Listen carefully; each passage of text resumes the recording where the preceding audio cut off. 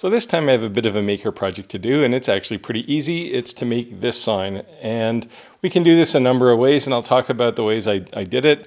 I'll also tell you who it's for, why I built it, and I'll show you some of the mistakes I made too, so you don't make them yourself. So with that, let's get going here. How's it going, everybody? Steve here, and welcome back. Now, I wanted to start this video with a bit of a story. My wife and I picked up everything we owned and moved halfway across the country about 3 years ago, and we settled on the east coast of Canada, and it's been very nice. But when we first moved, we didn't really know anybody, and we had neighbors, and within fairly short order we got to know a few of them. And one of my neighbors is a retired guy. I won't call him old because he's about the same age I am, or probably a little older, but not much. And he's a Harley-Davidson owner, and he always has been. He's toured. I don't know if he was in a biker gang or not, but he might have been.